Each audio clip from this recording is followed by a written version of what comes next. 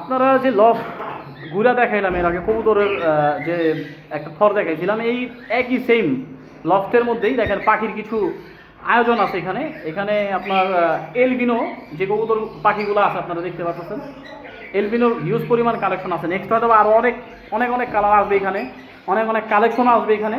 তো আমরা যদি দেখাই আপনাদের, আপনারা হয়তো বা বুঝতে পারবেন এখানে প্রচণ্ড পরিমাণ স্পেস নিয়ে একটা পাখির খামার করা হয়েছে। আপনারা জাস্ট কমেন্টে জানাবেন যদি আপনাদের জানা থাকে এই জায়গাটা কই হইতে পারে। নেক্সট আমরা একটা আপডেট দিব এখান থেকে।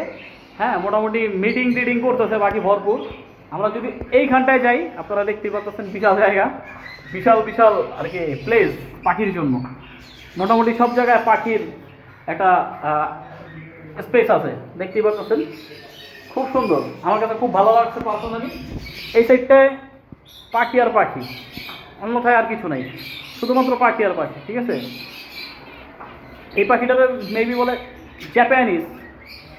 ঠিক আছে, এই আর কি। আপনারা চিনেন ভালো আমার থেকে পাখি, আমি জাস্ট দেখাইতেছি, আমার কাজ দেখানো তাই দেখাইতেছি। আপনাদের কাছে কেমন লাগতেছে অবশ্যই অবশ্যই জানাবেন। মাশাআল্লাহ, খুব সুন্দর, সেটা খুবই সুন্দর, দেখার মতো। আমরা ওই পাশটা একটু দেখাই, সর্বশেষ যে পাশটা আছে এখানে কিছু লাভবার্ড পাখি আছে। এক একটা ব্র্যান্ডের পাখি এক একটা সাইডে আছে, সাইড বাই ভাগ করে দেওয়া। এই জিনিসটা আমার কাছে খুবই ভালো লাগছে। লাভবার্ডের জায়গা একটা, আপনার জাপানিজের জায়গা একটা, আপনার কী বলো এটাতে এলবিনো যেগুলো ছিল ওইগুলো জায়গা ছিল আরেকটা।